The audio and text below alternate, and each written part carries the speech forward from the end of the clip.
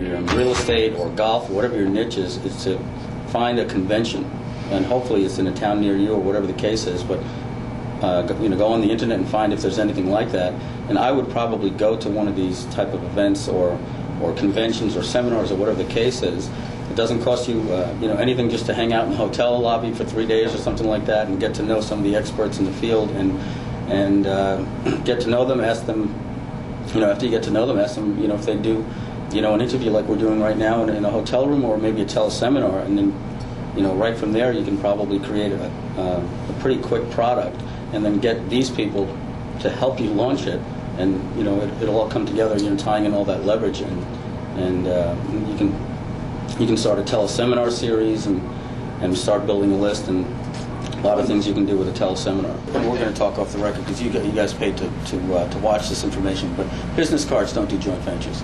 They get stacked in my wallet and just put somewhere. So the worst thing that you can do is walk up to somebody and go, "Hi, I'm so-and-so from so-and-so.com, and if you're interested in what, I got this ebook, and we can really," in the hotel lobby and the bar, you don't have to drink. Even if you don't drink, doesn't mean that you can't hang out in the bar. It's better if you don't. Yeah, No. but this Just know how to buy a drink. right, exactly. This is where the $1 million joint ventures are made, and they're made in the social settings, after hours or in between breaks with coffee and everything like that. Well, it's worth pointing out that this DVD right here was the result of us hanging out in the front of Yannick Silver's We should seminar. do a case So study. propers to Yannick. Well, I mean, another it's- part of that was, you mentioned earlier that you sort of did the social proof thing with all these experts are going to be coming up to the room. Do you want to be part of that? Well, sure, I'll be an expert. Why not?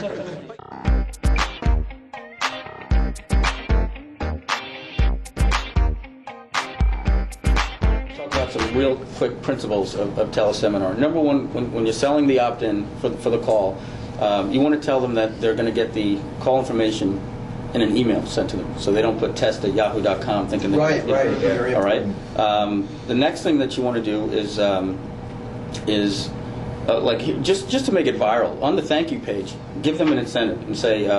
So as soon as they opt in, you say something. Have to tell a friend that says, if you have anybody that you think would be interested in this call, please let them know. And if you can enter just 3 names, we'll give you this free, whatever PDF report, that you can print out to take notes on the call or something like that. And now you get 3 people just by putting that in there, and you're going to get more people on the call. And it's easy, one step to put in. The next thing that you definitely want to do is just before the call is starting, is you want to email that list. Probably like at 8:45 if it's a 9 p.m. teleseminar, with the subject line, first name of the call is starting now. And at that time, you give them as well. Don't make them go to a page. Just give them, here's the number to dial in, here's the access code. The call has started. And you want to get them on now, because I think we've all printed something that says, "Oh, I want to make this teleseminar," and then all of a sudden you get busy and you're like, "Oh man, I missed that call tonight." So Well, let's remember also the 30 days thing. That a lot of people say, "Well, gosh, I need to give people like 4 or 5 weeks before the call." No.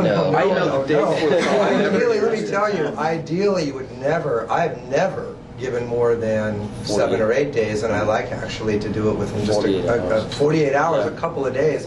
I mean, you really don't need to have a lot of lead time for this. And the reason that that's really important is because if for some reason you screwed up and people don't show up, you now need to be able to replicate that with another niche, another product, different bullets, different benefits. So you got to be able to really crank these things out. A couple of them, maybe 2 or 3, the potential to crank out a couple within a week or so, because you only have 30 days, right? We have 30 days to do this project. So bang, we need to get going quick. And then your idea is so important. You can also do that with double opt-in. Some people use double opt-in. Some people say, I'm not going to use single opt-in. Hey, that's fine. You make them double opt-in to get that code. You got to click this thing to confirm your name on the list so you can get the time, the number, and the code. And the email that goes out should be, like I like to do right at the top, print this page, right in the email, and print this page and tape it to your PC. That usually goes out on all my teleseminars. Here's your call information. Small little benefit. Don't forget there'll be life-changing information on this call. You definitely want to make this call more than anything this week, whatever. And then just a couple of basics on the teleseminar. When you get people on a teleseminar, it's good to tell them how long the call is going to be. Usually arrange something with the speaker to have done a bonus or with you, and tell them that that's going to be revealed at the end for anybody that that makes it on, because you don't want people. If you have a call to action at the end of a 60-minute call and somebody gets off after 55 minutes, and the entire campaign that you just did was a total waste. Because certainly you want to deliver great content to get them all excited to hear the call to action at the end. So you want to let them know, at the end, Jonathan's got something very special I asked him to put together for you, and I think you're going to be really, really happy to see what that is. So make sure you stay to the end of the call. Well, I got two things. One, you said send an email out at 8:45. Now, how many of you have gotten an email about a teleseminar that says it starts in 15 minutes and you get it like the next day at 8 a.m.? Yeah! Send it early, a little bit earlier. Yeah, that's why you want to send it to that sub list, because usually 2,000 names queues up pretty fast. And the second thing I want to mention, this is actually something I learned from Telman on the registration pages after somebody registers for a teleseminar. Now, we're talking about generating some money pretty quickly here. Oh, you're going to bring it up. All right, this is freaking awesome! All right, so I'm talking to Telman on the phone, and Tell he him he goes, doesn't get excited. yeah, he's a little bit excited. But anyway, we were talking about generating some money and one-time offers, which is something that most of the people in this room are familiar with. But he goes, look, I put this little thing on my thank you page that says do your homework. I paid $10,000 before the teleseminar Right, so happened. do your Bummer. homework. And what was do your homework? It was a link to a resale rights product or another product Yeah. or their What product. I do is The person's front-end product. Okay, so Right. here's what I do. On the thank you page, I give them the phone number and the email. I also automatically email it to them. It says, hey, be on the call, here's your information, print out this page. Oh, you need to get a fast start. If you really want to be properly prepared for this call, You need to buy onion seeds. you've got to buy this stuff. Now, there are two ways of doing this. Number one is if you're doing a call with somebody else who's already an expert and you're going to be selling their product on the end, sell one of their intro products through your affiliate link. That way you don't need to think about it and you just get a check in the mail. That's a good one. We just did that with Sean Casey recently. We made like $10,000 before the teleseminar happened. It was great. And then the other way that I do it is if I'm going to be running it through my own processor, then I go to one of Russell's sites like the Lost Files or Self-Improvement Millionaires or whatever, and I find a product that's a resale rights or a public domain thing or rebrandable. I put my name on it. In the footer of that thing, I put a link to where we're going to be selling the bid product on the teleseminar. So I end up selling 5, 6, or 10 of my bid products, right, before the teleseminar happens. We sell. The sweet spot for homework so far is between $47 and $67.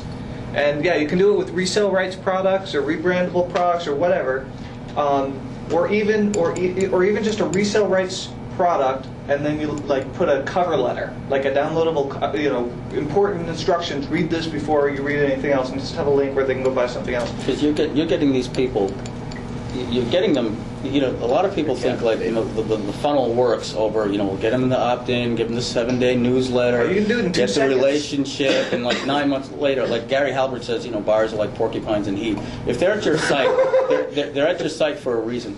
There's a reason somehow that they're on somebody's list, and there's a reason why they're interested, and they've already gave their name.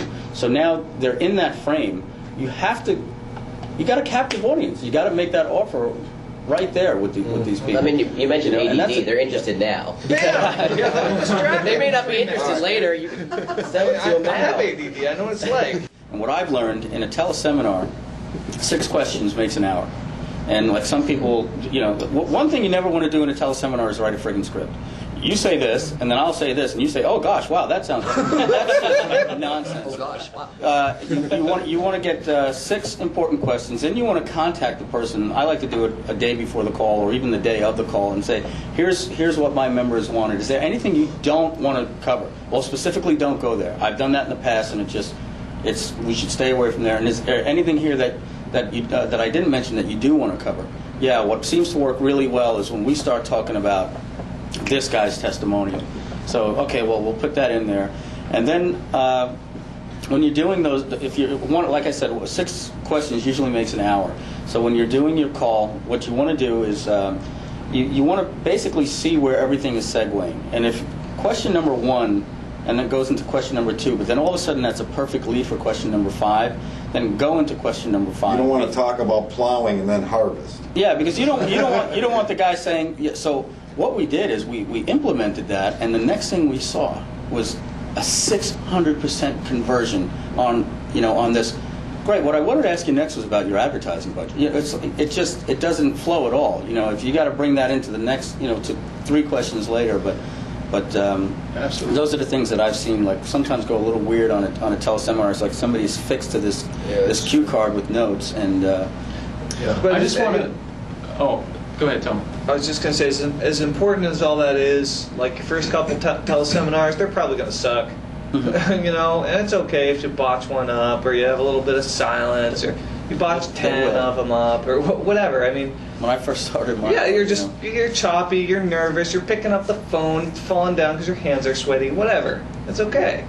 You do a few of them, and then you can start kicking butt. a lot, and that I've done a lot as well, is make sure you deliver on your call what you promised on the squeeze page, because we're going to give you the 2 biggest mistakes people make or whatever, but sometimes the call just goes in a different direction, and then the people just start contacting you like, hey, you never gave me the 2 biggest mistakes that people make when they're starting. Oh wow, we didn't. So be cognizant of what you promised, because people sign up, and sometimes they're just waiting through that whole call, and there's a big difference between overpromise and underdeliver, and underpromise and overdeliver. And You get them over the hook, they gotta have the payoff somewhere. Well, we told them to print the page. They're looking at it. I don't know how common this is, but it's what I go through, so maybe it's worth mentioning. I keep thinking Abbott and Costello, right? When people are new on the phone, I am so Costello, like out there, go off in 12 different directions. If I do not have an Abbott, the straight guy, to keep me in line, the call just sucks. I mean, it's just not good. So if you look at it as if the people that you're working with, if you get the right personality, or if you look at it as a team going at the experts, so if you're just out there and you find yourself going off on tangents, and you find somebody to work with that's organized, and that's like a whole other DVD about having the organized against your creative mind. That's a whole other thing. But maybe working together with somebody who kind of mirrors your strengths and weaknesses is worth getting. Well, at. on that same line of thinking, every time I've actually gotten on the phone with somebody before a call to talk to them, like the day before or an hour before the call, so I have an idea what their personality is, or where they segue, or their speech patterns, it's always a much better call. Yeah, you never want to meet them on the phone. Because sometimes you get on the phone and people can tell that you don't know who you're talking to. It's the first time on the line. So awkward. And yeah, I mean, even if it's just a 15-minute, hey, this is me, this is what we're going to talk about, let's introduce each other, blah, blah, Call blah. your guest by the wrong name. I've done that. I want to say something real quick. There's a distinction with teleseminars too we need to make. There's 2 types. There's one where you're selling whatever, and there's one where you're creating content, and you usually don't sell on those ones. The ones that you're selling the ones we usually do are about 60 minutes long. Begin with the introduction, you teach like 50 minutes of content, and then you sell something to the last. The ones you're teaching something, these are the ones that are usually like 90 minutes to 2 hours, where you're just answering question after question after question, and then those ones you're selling stuff. For example, when we did our affiliate boot camp, we did probably 10 different teleseminars with list owners, where we got on the phone with their list, sold the whole thing, and then everyone paid the $1,000. They joined. We got all these people into the door, and then we went and said, okay, now here's the content, and then we said, teleseminar number 1. And the way I teach my things, we do really modular learning. So like module 1 is this, module 2 is this, and before each call we say, okay, module 1, what are your questions? And then we get all the people submitting their questions, and then we go, and I go whoever we're interviewing or whoever is teaching, and we go through it, and we teach for 2 hours in module 2. And first we deliver it just like that as an 8-week teleseminar series, and then we go back afterwards, take the recordings, and turn it into a physical product and sell it again.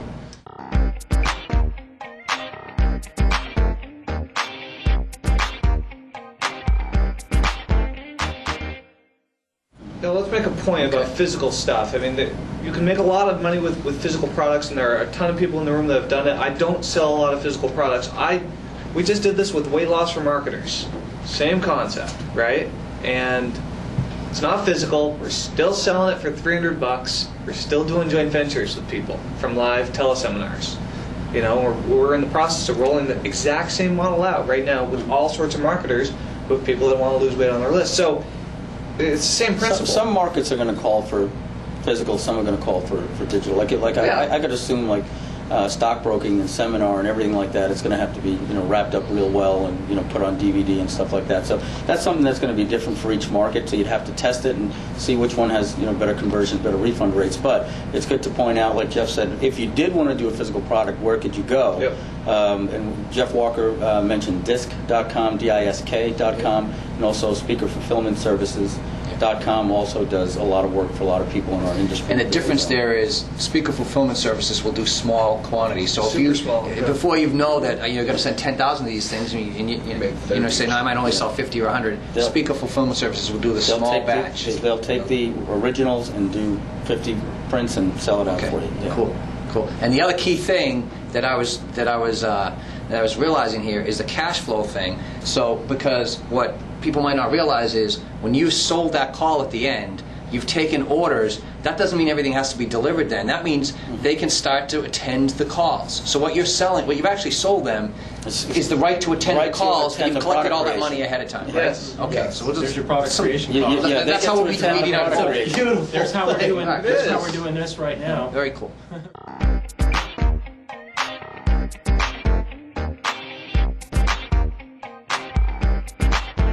And then people ask the questions, and I'm like, I don't know any of these answers. so then I call it, the search engine one. People would come back, all this stuff, and I don't know anything about search engines. So I call up Brad Fallon. I'm like, hey, do you want to help me out? He's like, yeah, I'll be on a call. And then call Brad Cowan, and I keep calling people, and so we added like 10 extra teleseminars because I didn't know the answers to any of the questions. So We're just putting the product together now. But Yeah. that's a perfect example of, you knew a lot of stuff, but you don't have to know anything. You don't have to know the answers to any Let of the the questions. expert be the expert. Yeah. And ask the questions for the TV audience. stations have been doing that for years. Yeah. You know, They always have to side we're not like- reinventing the wheel Yeah. here. You're just Right. simply moving it from the traditional mindset of television media That's a great point. to Yeah. the internet. And with the explosion of, just a sidebar, the explosion of internet television, there's a new thing called sliver casting. It's a new term, and it literally means I'm marketing to a very small sliver. Niche, it's the same thing. It's niche marketing. If you can dominate with a television series on weasel hunting or whatever, I don't care, how to build a table or repair nicks in a table. If you can do 5-6 programs on it, you got a television station.